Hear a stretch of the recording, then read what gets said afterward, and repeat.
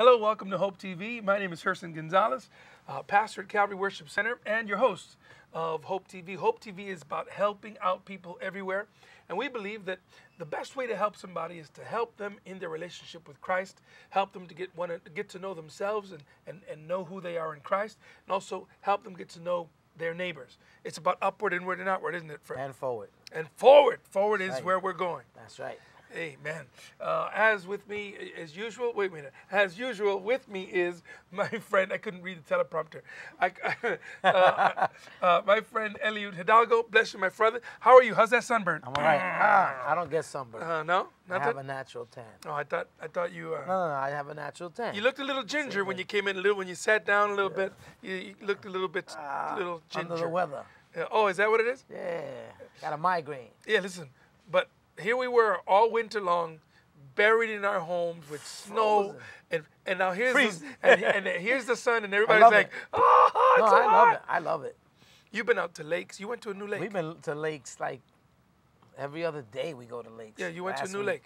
I went to Spring Lake. I've never been there before. And it was great. It was great. The water was unbelievable. If you haven't gone, it's $3 a person though. But It is. it's $3 a person. Not per car. But not per car. Do they count? Do they open the hood to see if who's No, anybody in the trunk? No, it's not. You park and you got to walk up to the gate. Yeah, so, really? Ooh. yeah, it's not a far walk.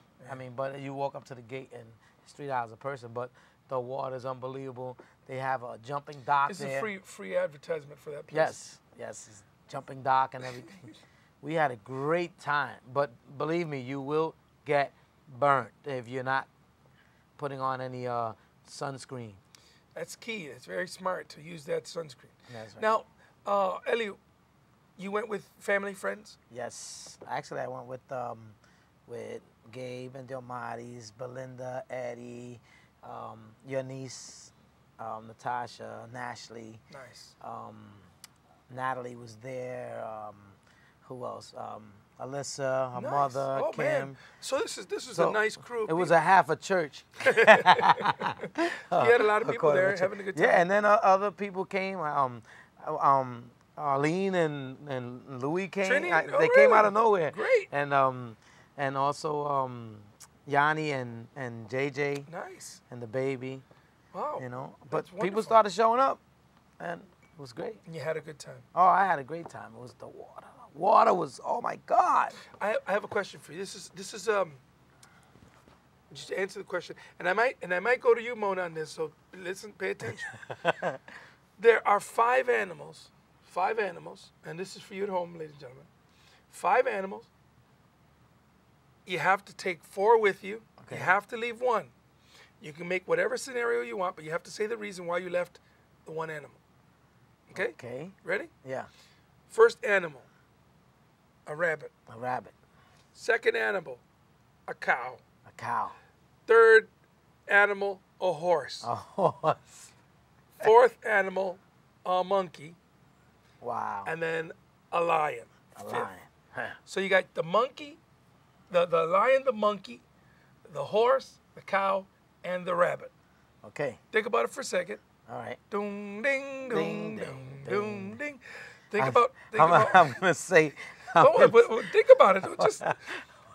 You need to give us a reason. Why are you taking the animal? I know. And why are you leaving the 1? I know. So I'm thinking that I'm going to say the rabbit, right? You're going to leave the rabbit? I'm going to leave the rabbit. You're going to leave the rabbit. Why? Wait, well, one is I can ride on the horse. All I'm right. not gonna All get right. tired. There's a good reason for the Okay. horse. You The can cow ride on can the give me horse. some milk. The cow can give you milk. The lion's going to protect me. If he doesn't eat you, okay. Yeah. The monkey's my lookout because he's always on the trees. The rabbit he can stay in the cage.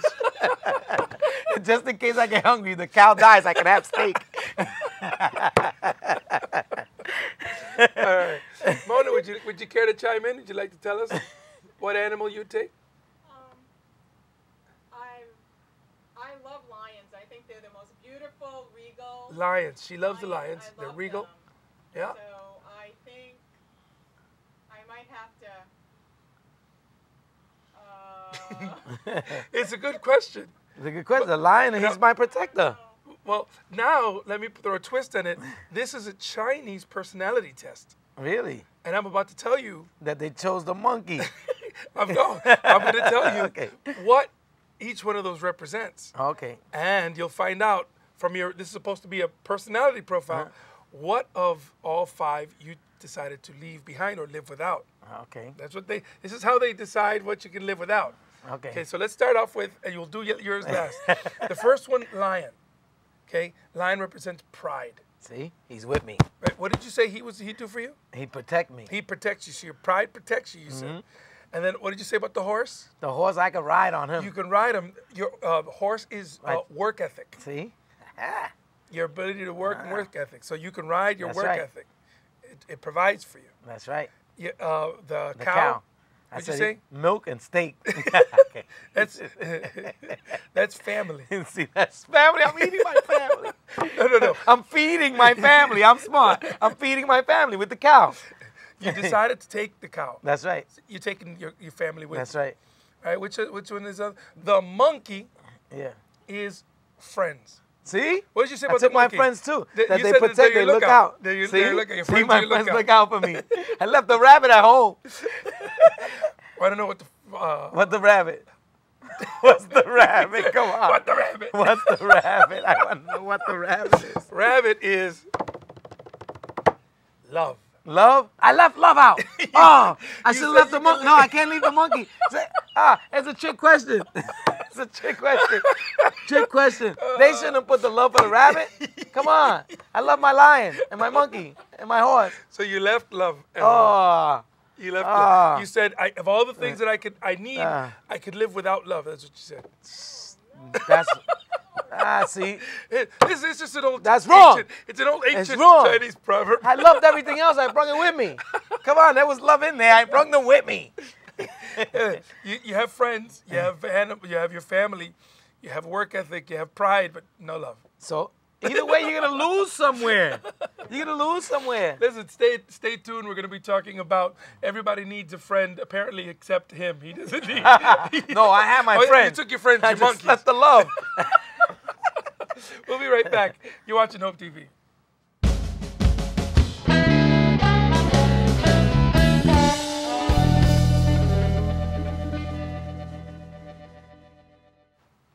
It means so much to us when you write to us on Facebook or you let us know that you're watching on YouTube. We do track who watches and from where, and it means a lot to us when somebody reaches out and says, hey, love the show. What does that mean to you when someone says, hey, love what you're doing? Yeah, I love it because that means they're paying attention and we're reaching out to somebody. Hopefully, we're reaching out to those who are not believers and they get something out of it. Know that we love Jesus. Hope so too, but also if we're just giving information to believers or trying to strengthen your faith, we're here for that very reason. Yep. Every single time we try to come with something new and different. But our job really is to add or bring hope to your life, which is And laughter. well. I think part of we hope do is that. laughter. Yeah, I think so too. Right. Ecclesiastes chapter 4, verses 9 through 12. A lot of times this verse is used to talk about marriage. I think that when we use this verse just to talk about marriage, we limit what the author is trying to say as far as what scope it is. I'll be reading some of it in a little bit, but first, want to introduce the topic that we're talking about. Today we'll be talking about everybody needs friends. Everybody needs monkeys. Yes, Right? monkeys. Yes, in the Chinese. In the it's Chinese friends. proverbs, the monkey is friends. right? And we need friends, and there are some people that'll make the deliberate decision to surround themselves with just a couple of people, family, but never open up or never trust friends to be in their lives. I'll admit that by opening yourself up to friends, you run the risk of getting hurt. You run the risk of being betrayed. All those things that people fear. But without running that risk, you're never going to know. How about if you're never gonna know if the person that you open up to would be that true friend? Or even I have some people that are not with me anymore. They were with me for a little while, and you know what? I've come to realize that some people are with you for just a season, and some people were never meant to be with you. Right. So they'll be with you for a little while and then they'll leave, and it won't be well, and it won't be end well when when they leave. true. And then there's some people that are lifers, Right. people that are going to be with you your whole life. Yeah, even if they move away, they'll still be staying in contact with you and try to meet up with you somehow along the way. I have a friend. We became friends in the 4th grade, and we're friends even to this day. We talk to each other on a pretty regular basis. I still consider him one of my best friends in the world. I have a few of those. I have a lot of friends that I grew up with. I still stay in touch with. Yeah. I mean, we grew up together. I mean, we hung out together. We stood together. We looked out for each other. So I have a few of those. Yeah. Not all of them will, we say friends are friends, but a few of those that still stay in contact and know you, and they tell you that they love you still to this day, and they're grown like I am. I hope a little bit. Now, Charles Swindle makes this observation. He says the neighborhood bar is possibly the best counterfeit. Now, listen to what I'm saying. It's the best counterfeit that there is to a fellowship, or the fellowship that Jesus wants us to give in his church. It's an imitation. It dispenses liquor instead of grace. It gives escape rather than reality. But it is permissive, and everybody's accepted. It's unshockable. You go there to the bar, and I mean, things happen, and you just go, well, yeah, we're at the bar. That's kind of crazy stuff is going to happen. You drink, and then you tell your life story. Yeah, that's right. It's democratic. You tell people your secrets, and you're there, and you're talking. The bar flourishes. The neighborhood bar is flourishing, not because everybody's alcoholic. Right. Everybody that goes there is not an alcoholic. That's true. But because God put in the human heart the desire to know people and to be known. Right. That's why the bar is filled. It's because people have this immense need to be known and to know other people. What do you think? Yeah, amazingly, because you think about that, you can't do that outside of a bar. I mean, most of the time it's at the bar, It seems even like when you're lonely, with people that are lonely, they go to the bar. Yeah. And they try to find their way out of that by having friends at the bar. We live in New England, and perhaps the best example was a television show that was supposed to be recorded right in Boston. The name of the show is Cheers. You remember Cheers? Yes, and I'll tell you why they didn't record it in Boston. Why didn't they record it in Cheers? Because they had no friends. If you go to the Cheers, the real Cheers in Boston, Yeah. which is downtown in Boston. In Boston Street. Is it Boston Street? No, it's Beacon Street. Right. If you go down there, it was so small Yeah, that the couldn't record. cameras couldn't really pick up the essence of all of that. So what they did is that they recreated it in Hollywood. Do you remember the show? Yeah, I remember it. Remember Sam and Sam Norm. and Norm and what was I'm trying to remember. Oh my God, Danny DeVito's wife. I forgot her name. Claire Carter. No. Was it Carla? No, Carla. Yeah, Carla. It was Carla, right? It was. Yeah. It was Carla. But these people became our friends when we watched. Yeah. And we became that fly on the wall. Yep. In that. But you hear the music, and I'll play the music for you so you remember. Some people might not remember if our audience is young, but if you're my age, around my age, you'll remember this. Yes. Remember that? Making your way in the world today takes everything You've got. Taking a break from all your worries sure would help a lot. Wouldn't you like to get away? There it goes, chorus. Sometimes you wanna go where everybody knows your name, and they're always glad you came. Follow the bouncing ball. You wanna be where you can see the troubles are all the same. You wanna be where everybody knows your name. You wanna go where people know. Remember that? People are all the same. I'm doing the pack up part now. You wanna go where everybody knows your name.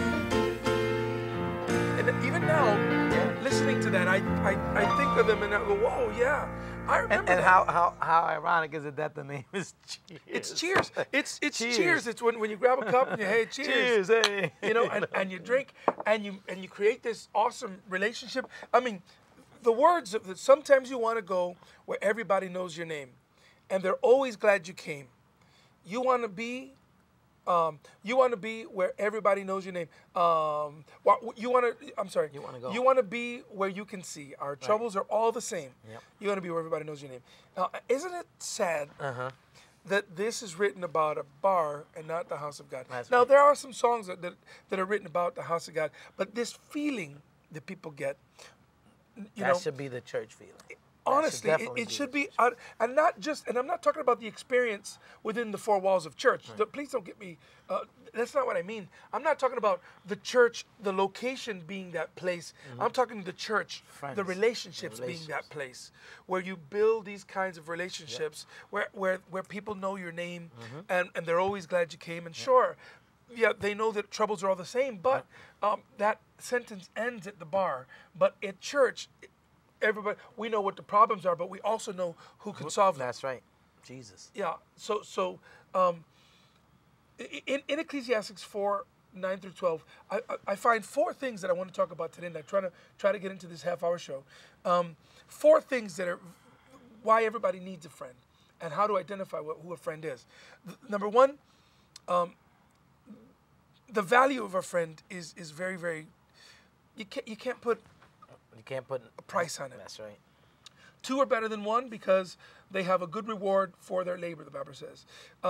For if they fall, one will lift up his companion. But woe to him who is alone when he falls, for he has no one there to help him up. Again, again, if two lie down together, they will keep warm. But how can one be warm alone? Bible says, though one may be overpowered by another, two can withstand him.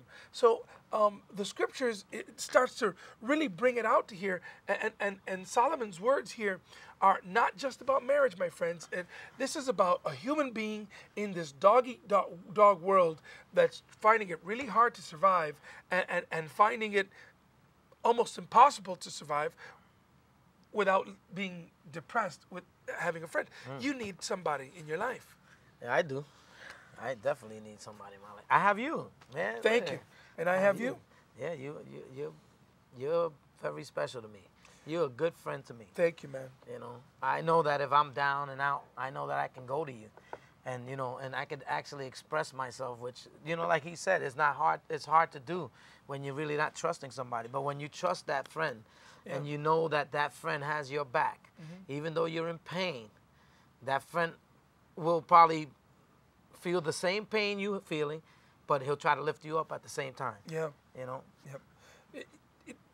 It speaks to my first point. My first point is a real friend helps you when you're down. And the other day you got some bad news about a situation at home, a family member. And you came to my house and I could tell. We went right up to my office. We prayed. We read the word. And then the rest of the time, what do? We was listening to music, And crying good. together. Yep, crying together. Oh my God. Was that therapeutic?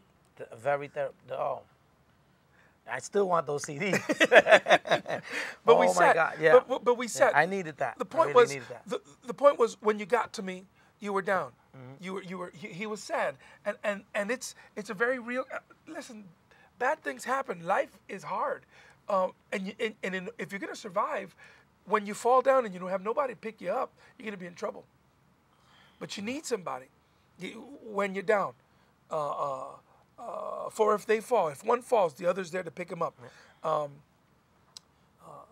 That day I was so glad and I was proud to just sit there with you, and we ended up just worshiping God Yes, with, we did. with all that music. We must have listened to music for an hour and a half.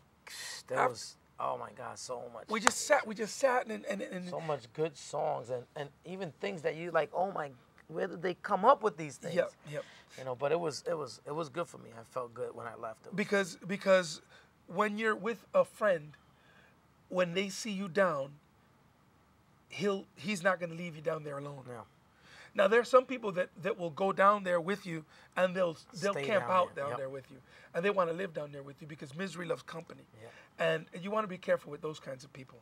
But I honestly believe if you want to know who your friends are, all you really got to do is get into serious trouble. Yeah. Then you're going to know who your real friends are.